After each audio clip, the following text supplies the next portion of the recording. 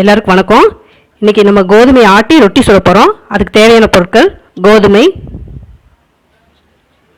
சீரகம், இஞ்சி, உப்பு.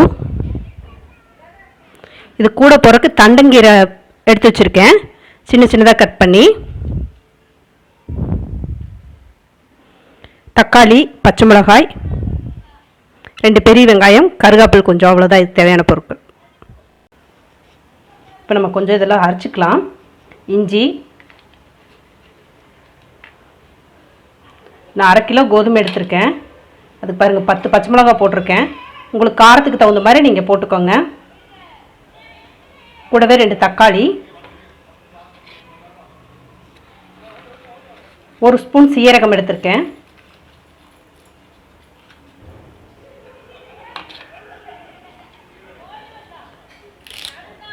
கொஞ்சம் கருவேப்பிலை. அவ்வளோதான் இதுக்கு தேவையான பொருட்கள்.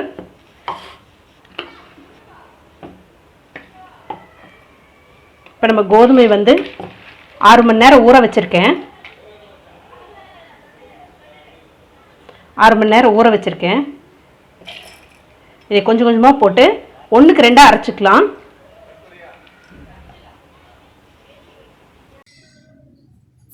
இப்போ பாருங்கள், கோதுமை இந்த அளவுக்கு அரைச்சாச்சு. நம்ம ஓரளவுக்கு பருவருந்து அரைச்சிருக்கேன் நான். இது கூட அந்த மசாலாவெல்லாம் உள்ளே போட்டுக்கலாம். தக்காளி, சீரகம், பச்சை மிளகாய், இஞ்சி இதெல்லாம் அரைச்ச முடியுங்க, அது உள்ளே போட்டுக்கலாம்.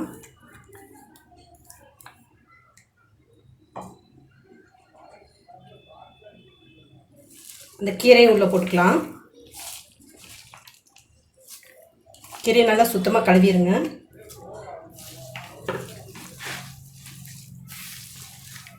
நான் கோதுமையில் உப்பு போட்டு ஆட்டிட்டேன், அதனால நான் உப்பு போட வேண்டியதில்லை. ஆட்டும் போதே உப்பு போட்டுக்கோங்க, அப்போ தான் கரெக்டாக இருக்கும்.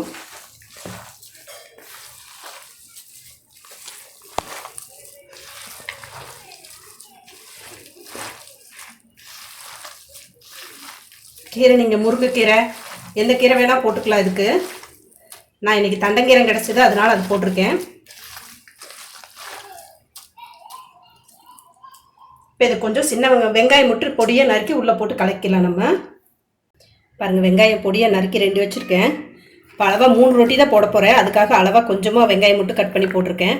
நீங்கள் உங்களுக்கு எப்போ தேவைப்படுதோ அப்போ வெங்காயம் கட் பண்ணி போடுங்க, முதலே போட்டு வச்சிடாதீங்க வெங்காயத்தை. பச்சை வாசம் அடிக்கும் வெங்காயம். சுடுறதுக்கு ஒரு 10 நிமிஷம் முன்னாடி வெங்காயத்தை அரிஞ்சு போட்டு வச்சிட்டோம்னா நல்லாயிருக்கும், மணமாக இருக்கும் வெங்காயம். இப்போ இதை நம்ம ரொட்டி போட்டுடலாம்.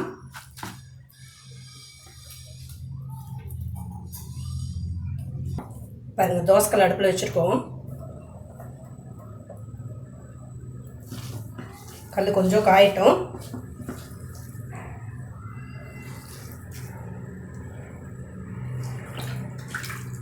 கை கொஞ்சம் தண்ணியில் நினச்சிட்டு பாருங்கள், இந்த மாதிரி உருண்டை எடுத்து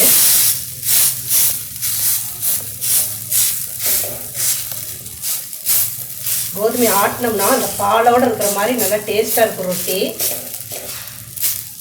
கீரை நம்ம எந்த கீரை போட்டு சாப்பிட்டாலும் டேஸ்ட்டாக இருக்கும் கோதுமை கூட.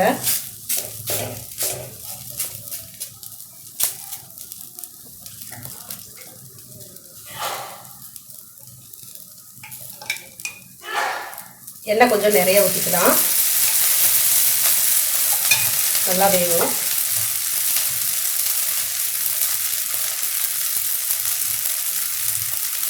நான் பச்சை மிளகா போட்டிருக்கேன். உங்களுக்கு பச்சை மிளகா வேண்டான்னு தோணுச்சுன்னா நீங்கள் வரமிளகா கூட போட்டு அரைச்சிக்கலாம்.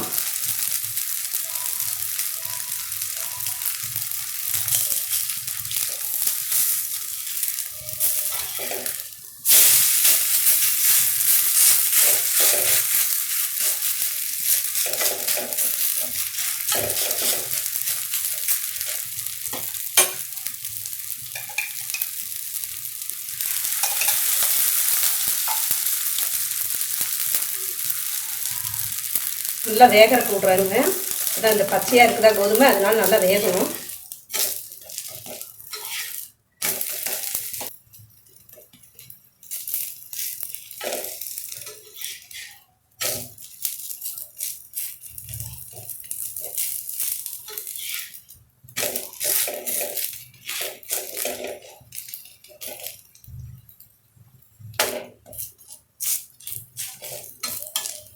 சாயந்தரம் டீ போடும்போது இது செஞ்சு கொடுத்துட்டிங்கன்னா கொஞ்சம் சாப்பிட்டாங்கன்னா நல்லாயிருக்கும். மத்தியானம் சாப்பிடுவாங்க, சாப்பிடாம இருப்பாங்க. இந்த நேரத்துக்கு ஏதாவது செஞ்சு கொடுத்தோம்னா உடம்புக்கு ரொம்ப சத்தாக இருக்கும்.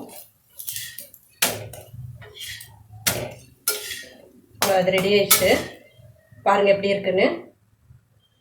சாப்பிட்டு பார்த்துட்டு எப்படி இருக்குன்னு சொல்லுங்கள். உங்களுக்கு இந்த வீடியோ பிடிச்சிருந்ததுன்னா லைக் பண்ணுங்கள், ஷேர் பண்ணுங்கள், சப்ஸ்கிரைப் பண்ணுங்கள். நன்றி, வணக்கம்.